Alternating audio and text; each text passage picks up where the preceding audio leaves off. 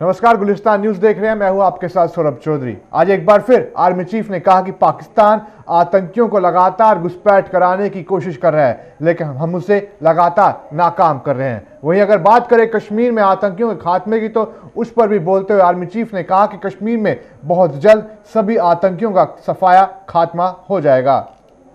वहीं केंद्र शासित प्रदेश जम्मू कश्मीर में कोरोना वायरस के मामलों में लगातार बढ़ोतरी हो रही है। जम्मू में एक 75 वर्षीय व्यक्ति की कोरोना संक्रमण से मौत हो गई। इसके साथ ही जम्मू कश्मीर में कोरोना वायरस से मरने वालों की संख्या 11 हो गई है। वहीं जम्मू संभाग की बात करें तो ये जम्मू संभाग में दूसरी मौत है। जम्मू शहर के प्रीतनगर डिग्याना में मंगलवार को एक 75 वर्षीय को मेडिकल कॉलेज अस्पताल में ले जाया गया, जहां पर डॉक्टर ने उसे मृत घोषित कर दिया और मृत के कोरोना के सैंपल लिए गए और वो कोरोना पॉजिटिव पाया गया, जिसमें बात सामने आई। वहीं आज कश्मीर से 34 मामले सामने आए और जम्मू से एक मामला सामने आया, वो भी न्यू प्लॉट से। वहीं कोरोना को लेकर लगातार बैठकों का दौर जारी है और जम्मू कश्मीर में बैठकें चल रही है। एडवाइजर लगातार वीडियो कॉन्फ्रेंसिंग के जरिए बैठक कर रहे हैं और कोरोना को लेकर पूरी जानकारी ली जा रही है, व्यवस्थाएं बनाई जा रही है, क्योंकि जम्मू कश्मीर में बड़ी तेजी से मामले बढ़ रहे हैं, जिसको लेकर सभी डीसी सीएमओ के साथ चर्चा की गई कि आखिर कैसे आगे आने वाले दिनों में व्यवस्थाएं रहने वाली है, क्योंकि 18 मई से लॉकडाउन 4 की शुरुआत हो जाएगी, जिसको लेकर भी इस बैठक में तैयारी, चर्चा और खाका तैयार किया गया। वहीं कठुआ में एक के बाद एक कोरोना संक्रमितों के मामले सामने आने से जिला प्रशासन और चौकस हो गया है। इसके चलते कठुआ में बनाए गए क्वारंटाइन सेंटरों के साथ साथ सरकारी दफ्तरों को भी सैनिटाइज किया जा रहा है। कठुआ नगर काउंसिल की टीम सैनिटाइजेशन अभियान में जुटी हुई है। कठुआ में जिस तरीके से मामले बढ़ रहे हैं, उसके चलते प्रशासन हर कदम फूंक फूंक कर रख रहा है। कठुआ के डीसीओपी भगत ने बताया कि क्वारंटाइन सेंटरों में रखे गए लोगों की सैंपलिंग का काम जोरों शोरों से जारी है। धर्मनगरी कटरा स्थित योग आश्रम द्वारा लॉकडाउन शुरू होने के समय से ही जरूरतमंदों में राशन वितरित किया जा रहा है। आश्रम प्रबंधन के मुताबिक ये सेवा लॉकडाउन खत्म होने तक जारी रहेगी।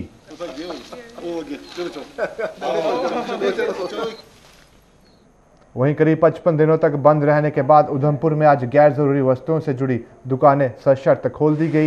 ये दुकानें खुलने से जहां दुकानदारों ने राहत की सांस ली, वहीं आम लोगों के चेहरे भी प्रशासन के इस फैसले से खिल गए। दुकानें खुलते ही लोग अपनी अपनी ज़रूरत का सामान खरीदने बाज़ारों में पहुंचे, जहां सोशल डिस्टेंसिंग का पालन करते हुए उन्होंने खरीदारी की। गैर ज़रूरी वस्तुओं से जुड़े इन दुकानों को भी हफ्ते में सिलसिलेवार ढंग से खोलने की इजाज़त दी गई है। इसके अलावा उधमपुर में वर्कशॉप्स को भी हफ्ते में 2 दिन खोलने की अनुमति दी गई है, जिससे पिछले करीब 1.5 महीने से गाड़ियों की मरम्मत होने की राह देख रहे लोगों को भी फायदा हुआ है। वहीं जिला राजौरी की थाना मंडी तहसील में लोगों की जान जोखिम में डालने वालों के खिलाफ प्रशासन ने शिकंजा कसना शुरू कर दिया है।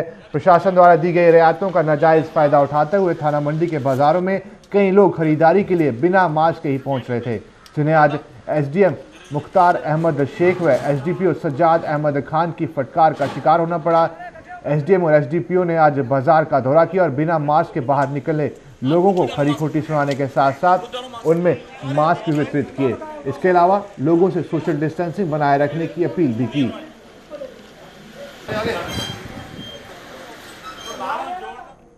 वहीं उधमपुर के क्वारंटाइन सेंटरों में रखे गए बाहरी राज्य और जम्मू कश्मीर के विभिन्न जिलों के लोगों ने स्थानीय प्रशासन और स्वास्थ्य विभाग पर उन्हें प्रताड़ित करने का आरोप लगाया है। इनका कहना है कि उन्हें सैंपलिंग के नाम पर क्वारंटाइन सेंटरों से लाकर जिला अस्पताल में बिठा दिया जाता है। कई कई घंटे उनके सैंपल नहीं लिए जाते। उन्होंने ये भी आरोप लगाया कि उन्हें गाड़ी में ठूस ठूस कर यहाँ लाया गया और सोशल डिस्टेंसिंग का कोई ध्यान उस वक्त नहीं रखा जा रहा था।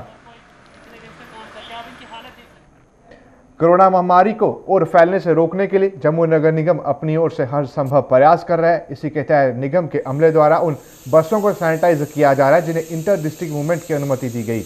इन्हीं बसों में विभिन्न सेंटरों में क्वारंटाइन अवधि पूरे कर चुके लोगों को उनके गृह जिलों तक पहुंचाया जा रहा है। इन बसों के बाहर और भीतर भी अच्छी तरह से स्प्रे किया जा रहा है, ताकि इनमें सफर करने वालों की जो लोग हैं उनकी सुरक्षा सुनिश्चित की जा सके।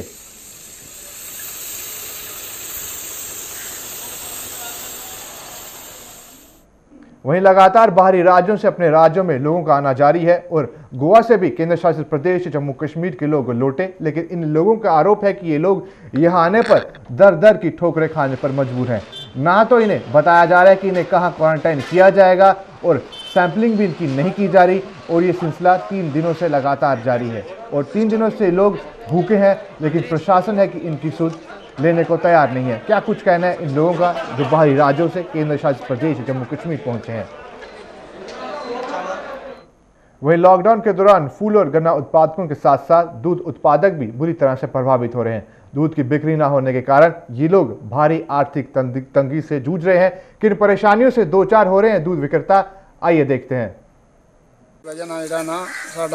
मतलब सब कुछ बंद ही हो गया। ਅੱਗੇ ਅਸੀਂ ਦੁੱਧ ਦੁਕਾਨਾਂ ਤੇ ਵੱਡੀਆਂ ਦੁਕਾਨਾਂ ਤੇ ਦੁੱਧ ਦਿੰਦੇ ਸੀ ਜੀ, ਹਲਾਈਆਂ ਦੀ ਦੁਕਾਨਾਂ ਉਹਨਾਂ ਦੇ ਦੁੱਧ ਦਿੰਦੇ ਰਹੇ ਆ 50 ਰੁਪਏ ਕਿਲੋ ਜਾਂ ਪਨੀਰ ਦਿੰਦੇ ਆ 200 ਰੁਪਏ ਕਿਲੋ। ਇਹ ਲਾਕਡਾਊਨ ਦੀ ਵਜ੍ਹਾ ਨਾਲ ਸਾਡਾ ਹੁਣ ਪਨੀਰ ਕੋਈ 100 ਰੁਪਏ ਕਿਲੋ 120 ਰੁਪਏ ਅਸੀਂ ਵੇਚਿਆ ਹੈ। ਉਹ ਵੀ ਮੰਡੀ 'ਚ ਸਾਨੂੰ ਨਹੀਂ ਜਾਣ ਦਿੰਦੇ, ਪੁਲਿਸ ਵਾਲੇ ਅੰਦਰ ਨਹੀਂ ਜਾਣ ਦਿੰਦੇ। ਬਾਹਰ ਬਹਿ ਕੇ ਕਿਤੇ ਲੈ ਗਿਆ ਤੇ ਉਹ ਗੱਡੀ ਵਾਲੇ ਆਉਂਦੇ ਨੇ, ਕੋਈ ਪੁੰਛ ਦਾ ਆਉਂਦਾ, ਕੋਈ ਭਦਰਵਾਹ ਦਾ ਆਉਂਦਾ, ਉਹ 100 ਰੁਪਏ ਕਿਲੋ ਪਨੀਰ ਲੈ ਕੇ ਜਾਂਦਾ। ਹੁਣ ਸਾਡੀ ਜਿਹੜੀ ਜ਼ਮੀਨ ਹੈ ਨਹੀਂ, ਹੋਰ ਕੋਈ ਸਾਡੀਆਂ ਨੌਕਰੀਆਂ ਨਹੀਂ, साडा जो पूरा परिवार का जो खर्चा है मंझा दे। वहीं लॉकडाउन के चलते मंदिरों के कपाट बंद होने और शादी विवाह के समारोह न होने का नुकसान फूल उत्पादकों को उठाना पड़ रहा है। मड ब्लॉक के फूल उत्पादकों के मुताबिक उन्होंने किसान क्रेडिट कार्ड के माध्यम से लोन लेकर फूलों की खेती की थी, लेकिन कोरोना वायरस ने उनकी मेहनत और उम्मीदों पर पानी फेर दिया है। कोरोना के हाथों बर्बाद हुए इन फूल उत्पादकों ने सरकार से मदद की गुहार लगाई है। इन लोगों के मुताबिक अगर उनकी मदद ना की गई तो वो अगली फसल भी नहीं लगा पाएंगे, जिसके चलते उनके लिए अपने परिवारों का पेट भरना मुहाल हो जाएगा।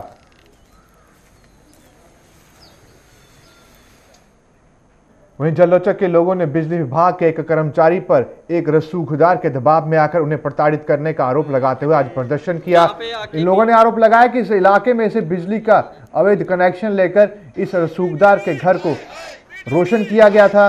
शिकायत करने पर बिजली विभाग के कर्मचारियों ने लॉकडाउन की आड़ में उनके घरों के कनेक्शन काटना शुरू कर दिए, जिससे अब बर्दाश्त नहीं किया जाएगा। इसलिए वो लोग सड़कों पर उतरे और उन्होंने प्रदर्शन किया और रोष जताया।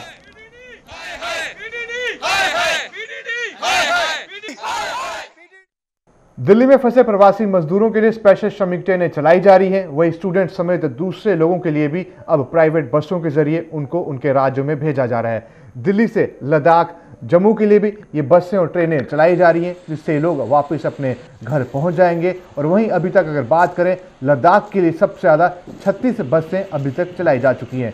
जैसे जैसे लद्दाख प्रशासन से दिल्ली से भेजे जाने वाली लिस्ट को मंजूरी मिलती है तो वैसे ही बस ऑपरेटर्स को पास इशू कर दिया जाता है और जांच के बाद मेडिकल सर्टिफिकेट के आधार पर ही स्टूडेंट्स और बाकी लोगों को जाने की इजाज़त दी जाती है।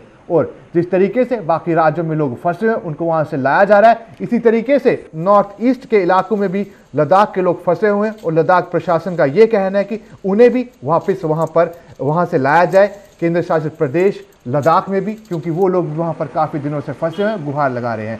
साथ ही साथ ईरान में भी कुछ ऐसे तमाम लोग फंसे हुए हैं जो अभी भी वहाँ से वापस नहीं लौट पाए। इसलिए लद्दाख प्रशासन की भी ये गुहार लगाई जा रही है कि उन लोगों को भी वापस लाने का खाका तैयार किया जाए।